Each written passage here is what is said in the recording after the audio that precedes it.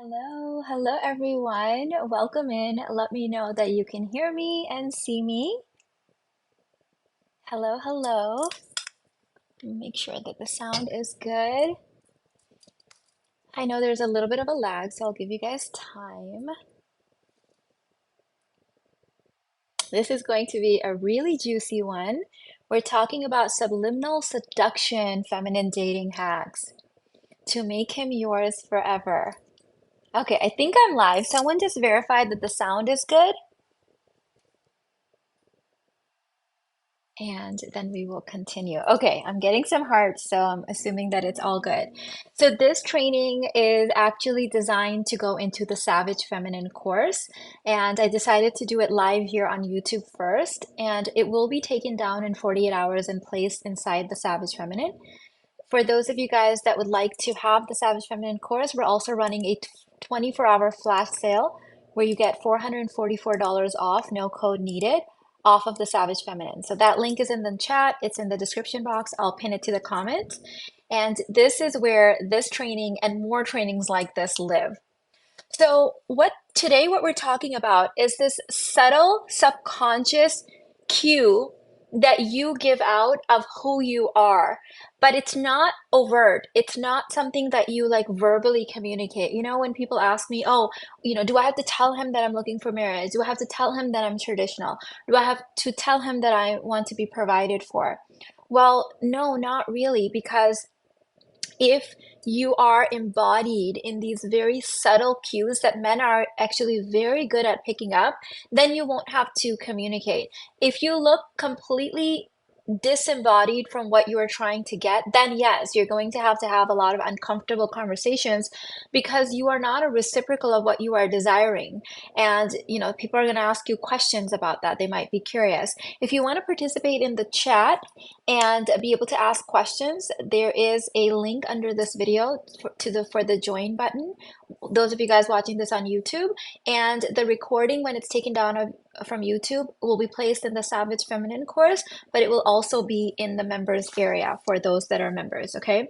So when you are embodying this energy, which I'm about to share with you and give you guys very specific things that I need you to do to be able to have this energy, this is when you become romance. Women have been told, this is a Western thing I know, where you've been told that the man has to bring the romance. This is very incorrect. The woman has to be the romance. So in the world of masculine and feminine energies, the masculine is the witness and the feminine is the content. So you are the romance. You are showing up, existing in the romance. And if you are not romance, if you don't exist in romance, if you're not, bringing that, then you will not be able to. You're always going to complain that the guy is in romantic because you don't know how to become this experience for him. So here's the things that I want you to really focus on, and then we're going to dissect all of these. If someone wants to put these in the chat for us, you can go ahead and do so.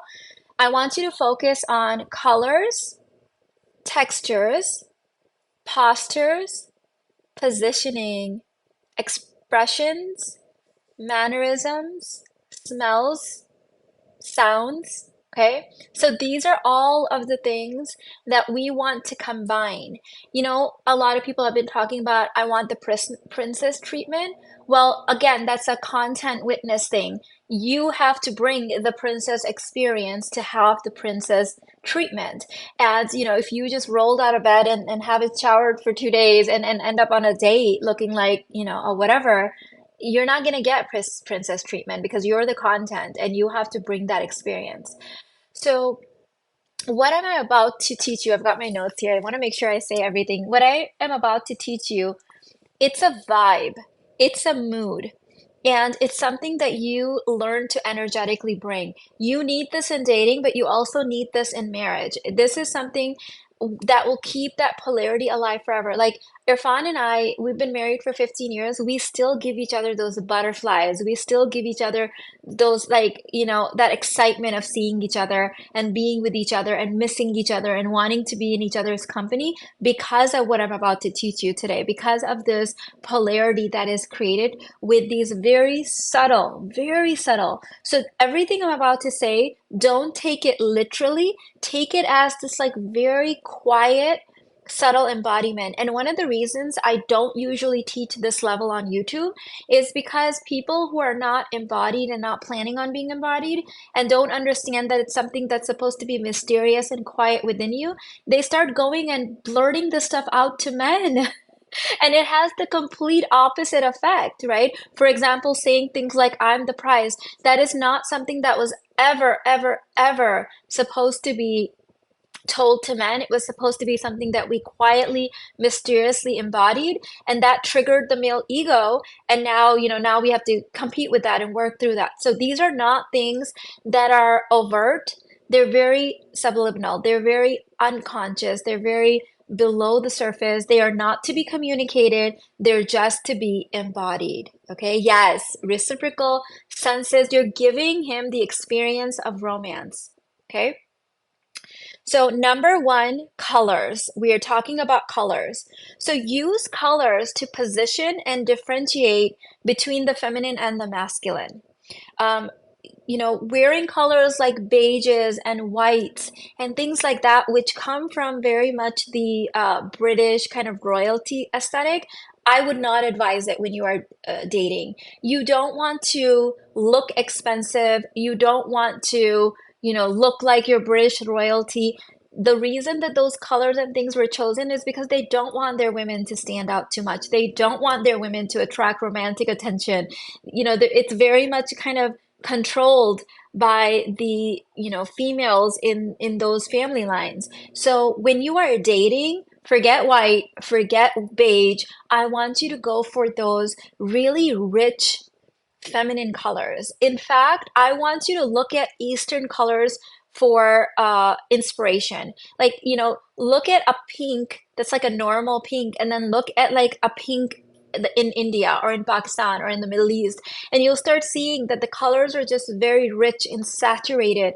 And instantly they start creating this boundary and this like very clear polarity between the masculine and the feminine. So masculine colors would be, black, they would be grays, they would be more of those like um, earthy tones and things like that that blend in.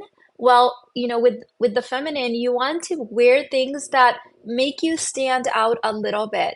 It's like, think of a black and white picture and then you stepped in.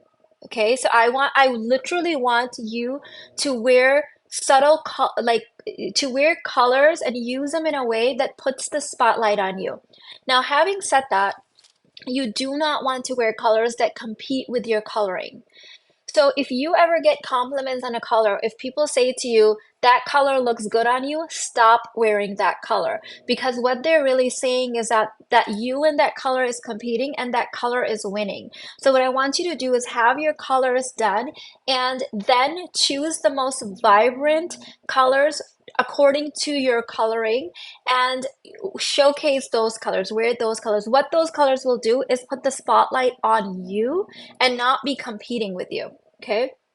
So everything should be harmonious and easy on the eye. So for example, you're not going to show up on a date wearing lime green, because lime green and in colors that are not harmonious, here's how to know if a color is harmonious.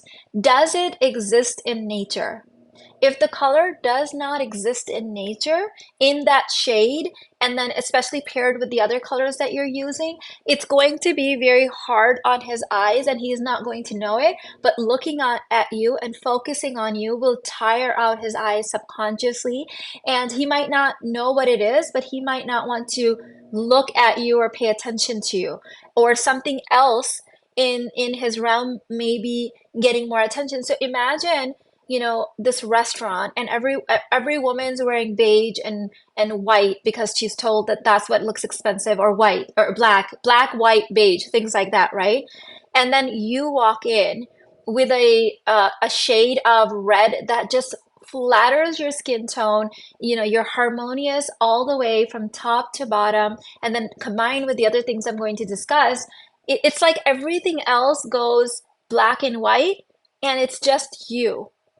And I have used this color contrast and harmonious colors to put the sort of the subconscious spotlight on me when I'm on my dates, okay, with my husband. So you can definitely use this to your advantage. Okay.